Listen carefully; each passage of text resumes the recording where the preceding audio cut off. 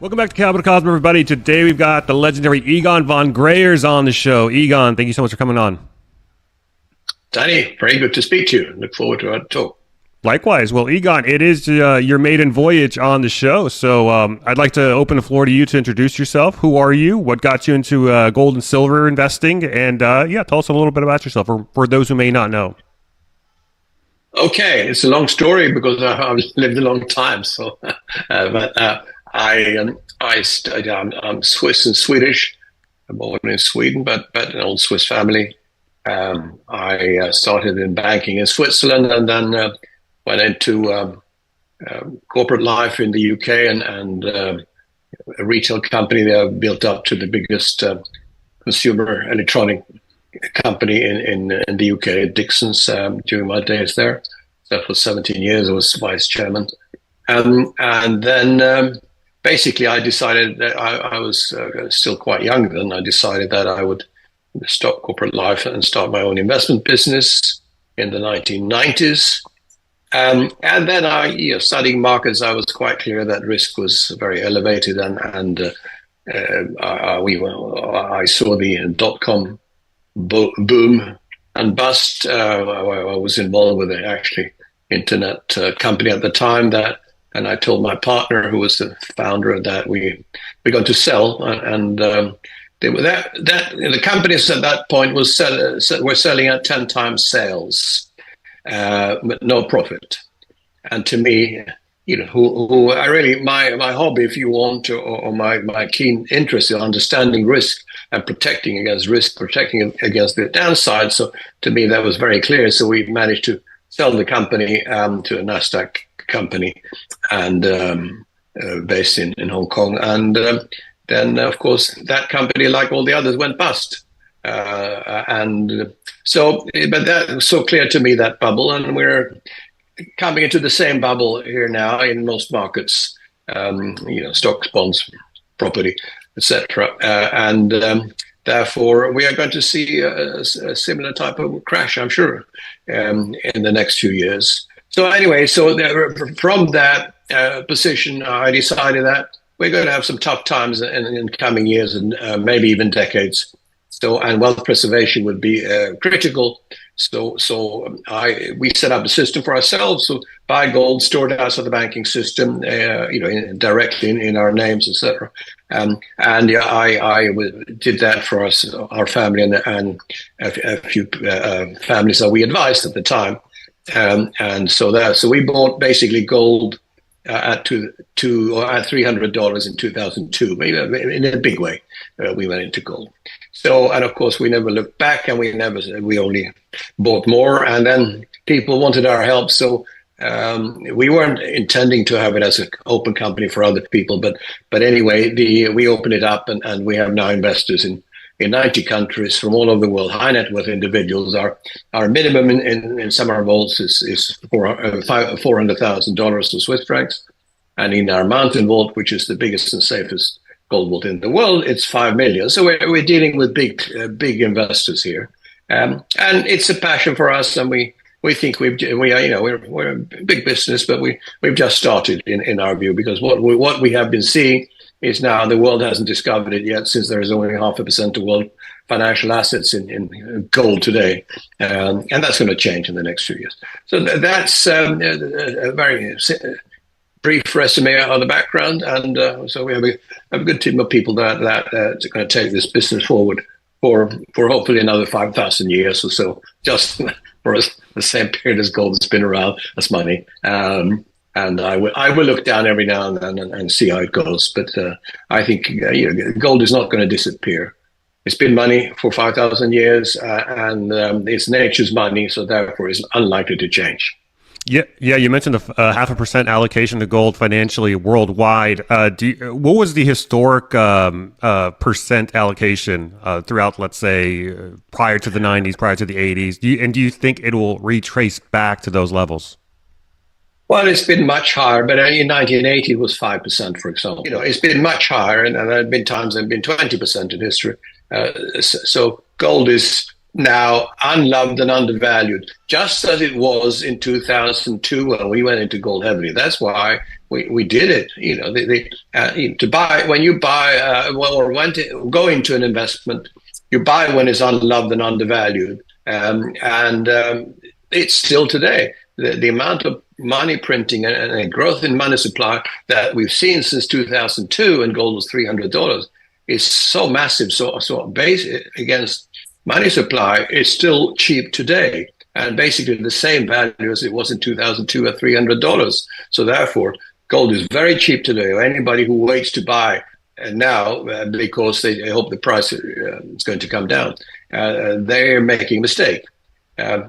Yeah, and anyway, you shouldn't buy gold on price. You should buy for wealth preservation purposes, not worry about the short-term timing of it, because gold is likely to go up by multiples from here. We're in an uptrend since 71.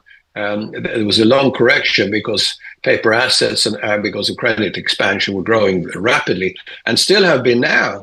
And that's why this is a bubble. And it's a bubble in money. It's a bubble in derivatives. It's a bubble in debt.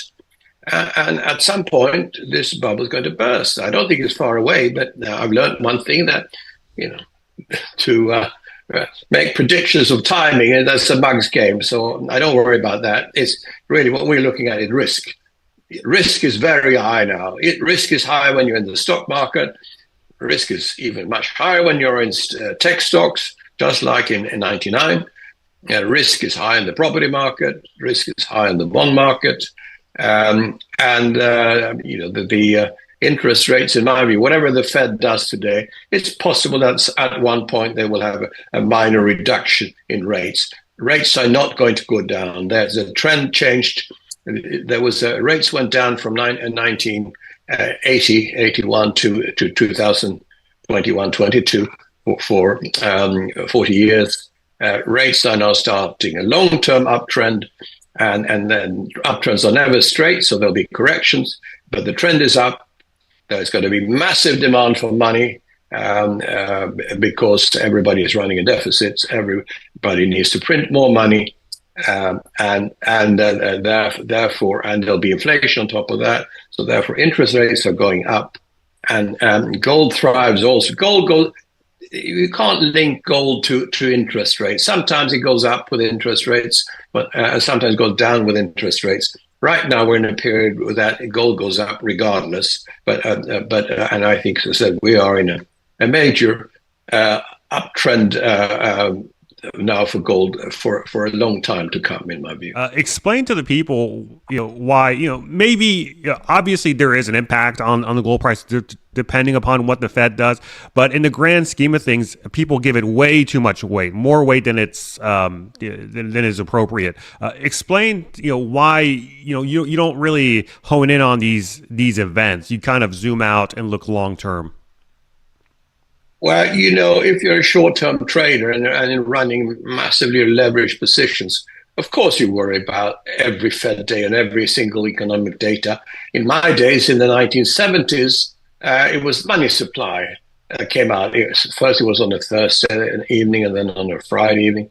And everybody looked at money supply. No one looks at money supply today because it's growing so much that people become immune to it, basically.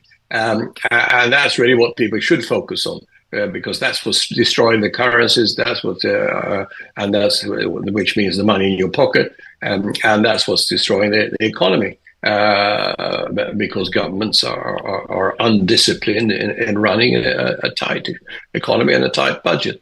So, the one thing you learn, as I said, after quite a long experience in life, and especially of markets, that if you are a medium to long-term investor, these short-term figures only have a very short-term effect. So to worry about what the Fed is going to do today makes no difference. I mean, I can tell you whatever they do over the next 5 years or 10 years, 5 to 10 years, stock markets are going to be massively down from today. Bond markets are going to be massively down. That means interest rates are higher. Property markets, which is a big bubble and leverage, are going to be massively down. And the precious metals that really only measure the destruction of paper money. They are going to be up by multiples, and also for other reasons, not just for the fact that money is going to be continuously destroyed, but also that there is a fundamental shift now in the world. People haven't discovered gold yet. That's why it's only 0.5%. Banks and investment managers, wealth managers, etc., they're making so much money out of churning commission and buying and selling stocks. So gold has been no interest to them. Nobody wants to buy gold and stick it in the vault, or if many buy, of course, GLD or whatever, an ETF gold, which is ridiculous because that's nothing to do with wealth preservation. That's within the financial system and very risky, especially since I expect real problems in the financial system. So, you buy gold physical and store it outside the banking system. So gold is now going to reflect the continued destruction of currencies, but B, there will be a shift, also fundamental shift, first from the central banks that until now have held their reserves in dollars. Now, why should you hold your reserves in a currency that is declining by the day? And also, why should you hold your reserves in a currency where the country now attacks other countries and confiscates dollar holdings, like Russia, for example, for war reasons or whatever? Why would you hold your reserves with a country that can take it away from you at any point in time? So what is happening now, and this is why we're seeing this shift, it's a slow shift, but it's happening, into gold by central banks and out of US treasuries. We've seen the statistics, we've seen the graphs, how central banks are buying more gold and they are selling treasuries. Now, when I say central banks, no Western bank, of course, they haven't woken up to the fact yet. These are Eastern central banks, Southern central banks, Middle East central banks, etc. Not yet Western central banks. They will. There isn't enough gold to satisfy this at today's prices. So therefore, there has to be a substantial revaluation of gold. Central banks are not stupid. They don't rush into the market and buy what they need. They do it gradually. And that's the best way. Also, you don't want any sudden spikes. So they're going to continue to buy mainly off market also, so people don't see it happening even, because the 3,000 tons that is being produced by the mines of gold every year, it's not going to. It doesn't grow really. It grows by maybe 1 or 2% per year maximum. Those 3,000 tons are already being taken up now by investors. So the increased demand, there isn't enough gold at today's prices. Just China last year took something like 1,500 to 1,700 tons of gold, and then central banks another 1,500 to 1,700 tons. So you've got 3,000 tons just between those two. Never mind investment demand that's going to come from institutions, from individuals, etc., and the increased demand from central banks. So all of that can only be satisfied by a higher gold price, not by more gold being produced. And that's why in the next X years, whether that's 5 years or 10 years, gold is going to be gradually revalued by multiples from today. It's a very reductionist way of looking at things, but I think people often get a little carried away with every little piece of minutia out there. So you brought it up, the geopolitical side of things. You do have these Eastern central banks buying up gold and silver, not silver, but just gold. What's kind of like your overall view on the geopolitical side of things? Just recently, we had a number of attacks yesterday. One in Lebanon, another in Tehran, and the price of gold just spiked. I think $60+ within the course of 24 hours. Is this what's your take on all of these events and their impact on the precious metals market? Yes, to be honest with you, I don't see them as important. what really determines the gold price in the long run is the money supply, the amount of the money, the destruction of paper money. Remember, we've decided, or we've chosen, or the world has chosen to value all assets in dollars or other currencies, which is really ridiculous because everything looks better than it is.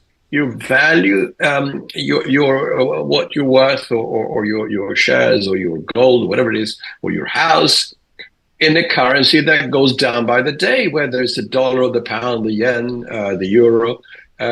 It serves no purpose. It would be better to value them in chickens or cows or bushels or whatever it is, something that with a more stable value.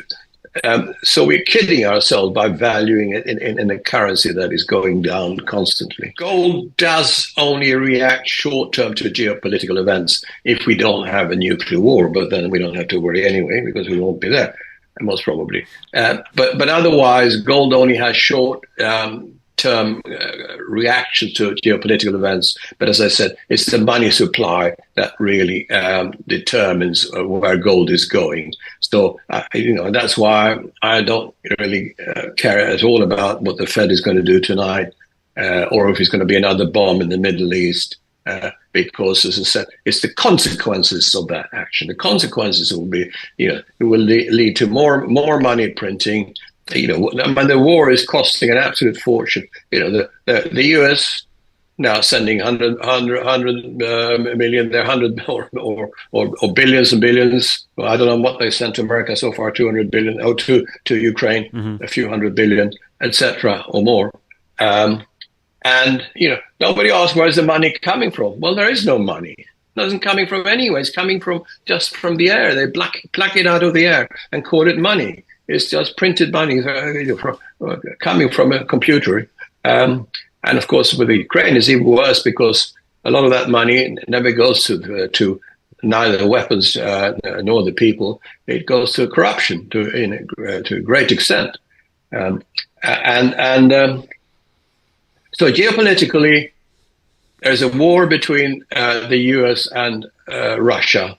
In my view, and the Ukraine is just an excuse. I know that a lot of people in the world agree with the propaganda that it's the Ukraine which is really the country that should be helped. So that's not the US have no interest in Ukraine except for as a weapon against Russia. Gold has been bought by central banks on the Eastern Hemisphere for quite a while now. If you trace it back all the way, I think, to early 2010s. But what about silver? Historically speaking, we've had gold standards before, but here in the United States, we actually did have a silver standard at some point. Do you think silver will play any role in a monetary reset? Maybe not in the same capacity as gold, but do you think it'll have some sort of impact? Well, as you say, silver has throughout history been real money also. It hasn't always been gold. It's been, in Rome, for example, you had the denarius, and of course, but the money printing that took place in the Roman Empire or in Rome wasn't to just issue more silver denarius. It was actually that silver denarius up until about 170 AD, it had basically 100% silver content, and by 280 to 90 AD, it has zero silver content for a while. So that's how they devalued money in those days. But silver, first of all, when you said a reset, I don't think there will be an organized reset. I don't believe in any reset. It's not going to work because they might try it, but the US might try it. But who's going to listen to the US? It's a bankrupt nation. No one's going to follow whatever the US.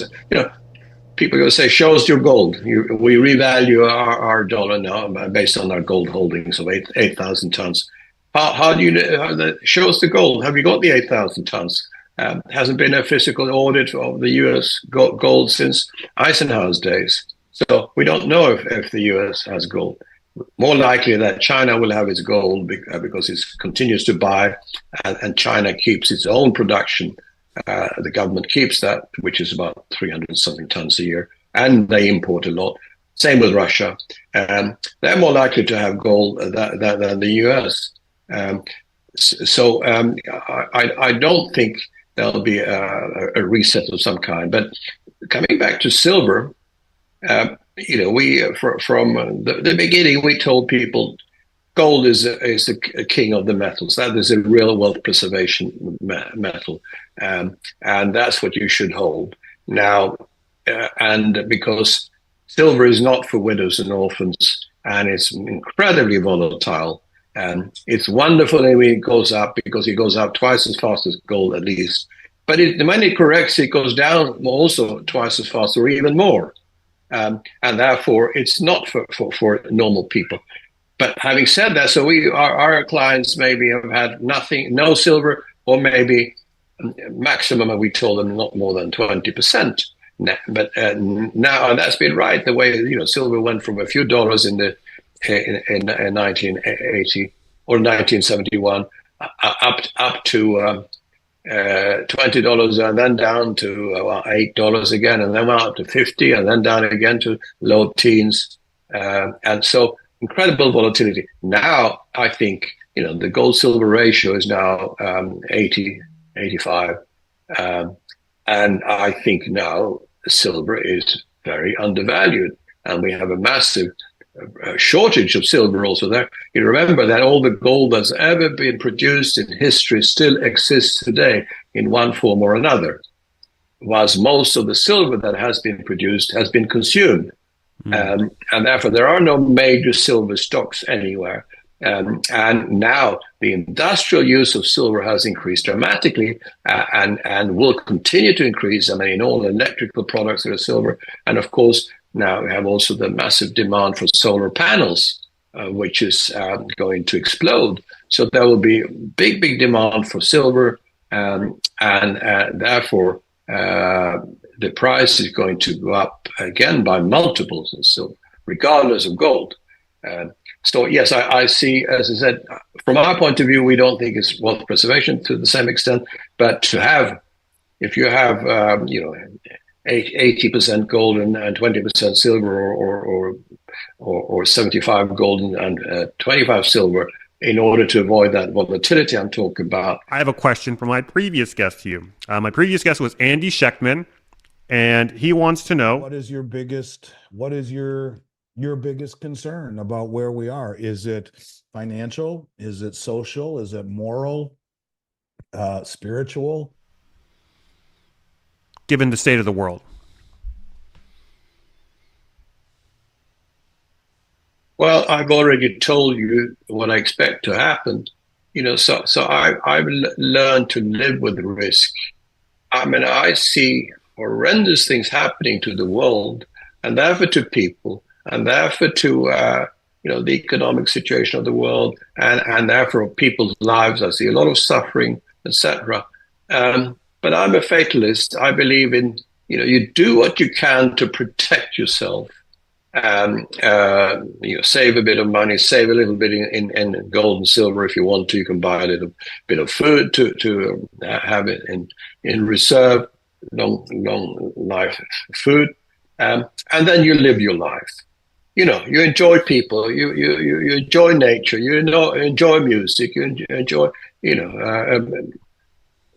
family.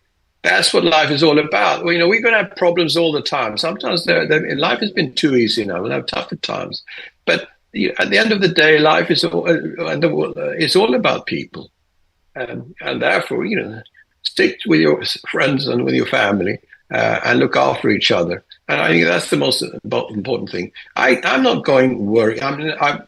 I made my analysis of the world. It might be totally wrong. It doesn't matter. I'm not going to make any difference to me if I'm wrong. I'm worrying about the risk that might never happen. In my view, it's guaranteed that it will happen. It's only the timing which is not guaranteed. Because you don't know. Things take longer, especially if it's an end of an empire or an era. It takes longer. So there's nothing I worry about because I see all the risks. I know that's likely to happen. I don't worry about it. I mean, it might sound a bit nonchalant, but it's a fact that as that I have spent all my life analyzing risk and analyzing the situation. And I don't think I can change the direction of the world, sadly. And so therefore, I can only help a small group of people or investors, etc., including friends and family. I think the important thing is now to help others. To what extent you can help others, whether it's friends or family or financially or morally, etc. That's what it's all about now in the next few years, helping others. There are enough articles on the internet and enough of us writing about risk. Either you believe it or not, and if you believe it, you've taken action already. And if you haven't, as I said, you will be in trouble in the next few years. Remember, gold is the only money that has ever survived in history. Every single currency has gone to zero without exception throughout history. And gold has maintained purchasing power for thousands of years. So it's got a good history behind it. Whatever happens to Bitcoin, I don't know. To me, it's not wealth preservation. It's a fantastic investment for some people who bought it right. And for me, it's a binary risk. You can go to zero or you can go to $1 million. It's not a good risk. But whilst the gold is really the best form of wealth preservation, as I said, it's nature's money. It's going to be around for a long time. And so we help people to buy, store, or ship their own gold to our vaults in Zurich or in the Swiss Alps or in Singapore. But it's stored in their own name and they hold it directly themselves. And we are just facilitator, not a counterparty risk.